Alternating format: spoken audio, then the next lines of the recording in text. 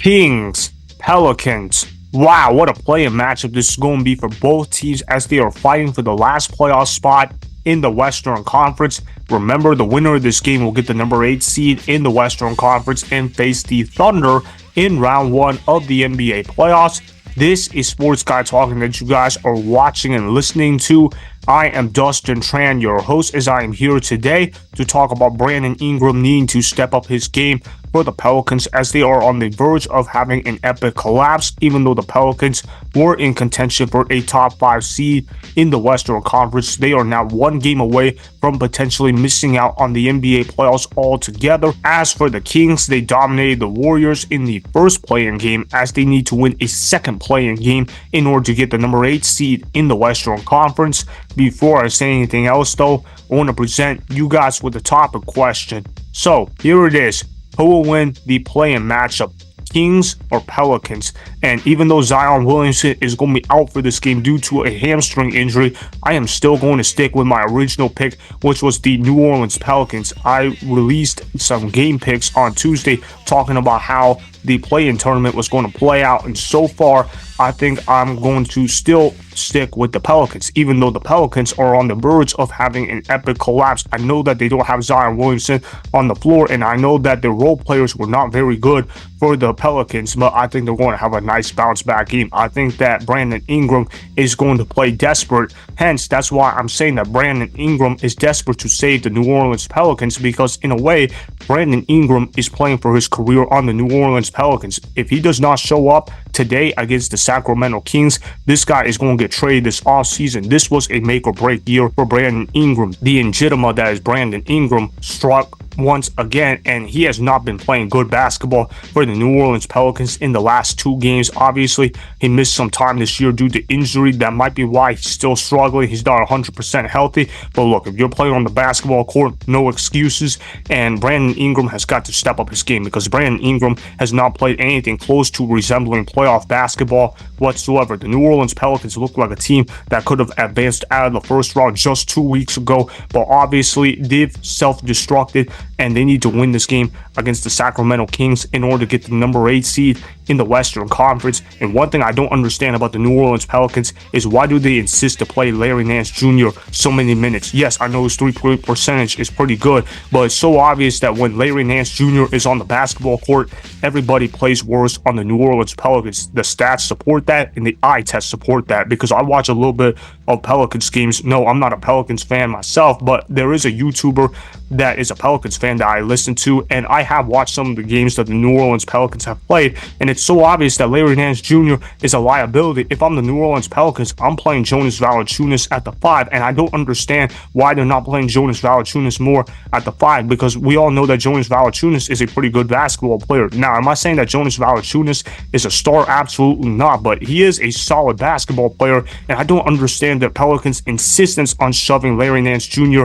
into the starting lineup, because obviously when Larry Nance Jr. is playing on the New Orleans Pelicans, they're not playing nearly good enough. And yes, I know that technically he's not in the starting lineup, but he's getting way too many minutes for the New Orleans Pelicans, and it just feels like he's been the starter for the Pelicans. Obviously, the Pelicans, they have good pieces to work with. Jose Alvarez is a pretty underrated defender. The New Orleans Pelicans, for the most part, play defense. This is not your typical NBA team where they don't play any defense whatsoever. That's not been the case with the New Orleans Pelicans for the most part this year. The Pelicans this year have played defense. The problem with the Pelicans this year is that they've been playing Larry Nance Jr. way too many minutes, and I think their coaching staff is really not that good on the New Orleans Pelicans. I think Willie Green is coaching for his job today. If he loses today to the Sacramento Kings, this guy is going to get fired by the New Orleans Pelicans, and David Griffin has probably got to be on the hot seat as well. If you guys don't know who David Griffin is, he is the general manager of the New Orleans Pelicans, because there is no way that you can collapse like this at the end of the NBA season and not expect people to get fired. And you look at the talent that the Pelicans have,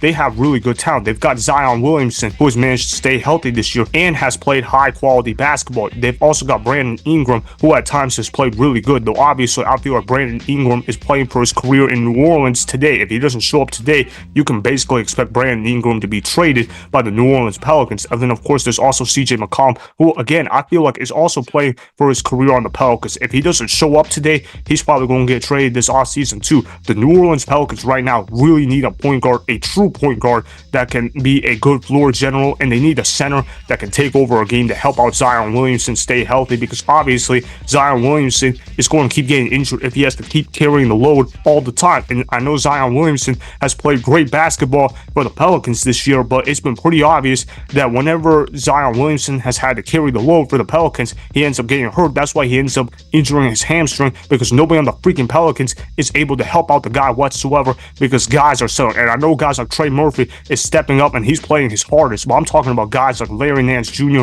who has absolutely held the New Orleans Pelicans back. If I'm the New Orleans Pelicans, they have got to bench Larry Nance Jr. and remove him from the rotation entirely, because whenever they play Larry Nance, they end up blowing leads all the time, and it doesn't help that Larry Nance Jr. has become a defensive liability on the floor and that he's not really any use on the floor whatsoever. Now, let me talk about the Sacramento Kings. Enough ranting about the New Orleans Pelicans. Obviously, I'm talking about them a lot because I've been following the Pelicans quite a bit this year.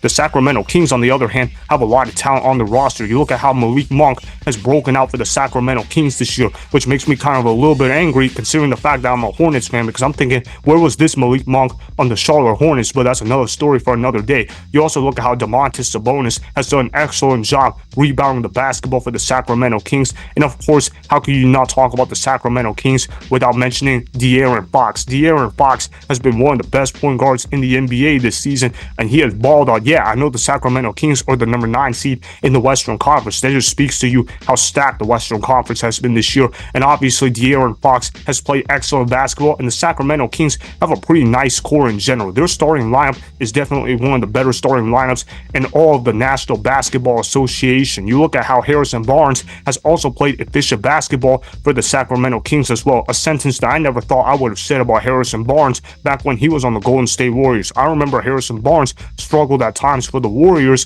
in the NBA Finals. That's why they got rid of him. That's why Harrison Barnes ended up on the Dallas Mavericks. But ever since he's joined the Sacramento Kings, Harrison Barnes has become one of the better veteran leaders in the National Basketball Association, and he's been playing really good basketball for them in general. Now, do I think the Sacramento Kings end up beating the New Orleans Pelicans? No. Even with the injury of Zion Williamson, I still think the Pelicans are the better team, and you guys have to remember this about the Pelicans. Whenever the Pelicans are down and everybody is trashing them, they always find a way to rise up to the top, and whenever people are praising the Pelicans, they go all the way to the bottom, and they start struggling against teams that they should win.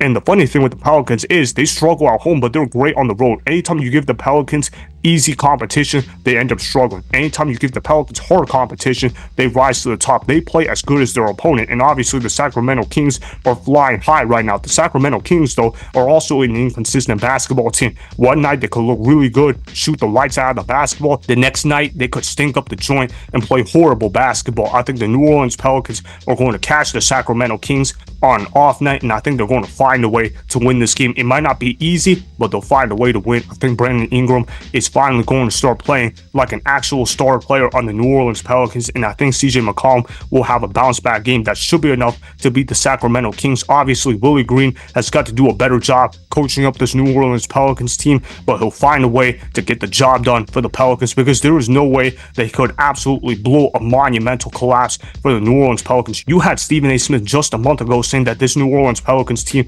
was capable of going to the NBA Finals. Obviously, I never believed that, but the fact that Stephen A. Smith was just throwing out that proposal right there just showed you how talented the New Orleans Pelicans were.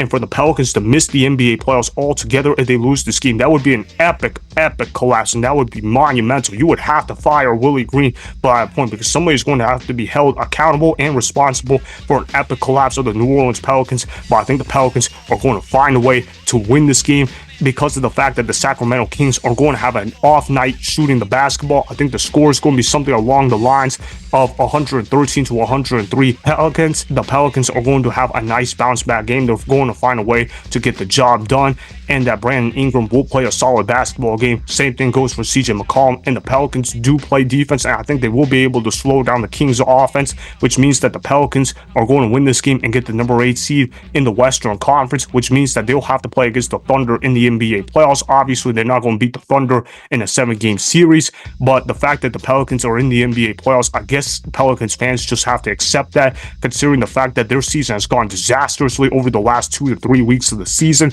So that's why the Pelicans will beat the Kings in their play-in matchup, as they will win by the score of 113 to 103, despite not having Zion Williamson available to play due to a hamstring injury. Remember, go ahead and subscribe to Sports Guy Talking, like the video, and please comment down below. If you guys do that, I may shout you guys out in my Instagram story every Monday. That'll be for the @Dustin Tran Instagram account. Make sure to follow me on Instagram @Dustin Tran and @Sports Guy Talking.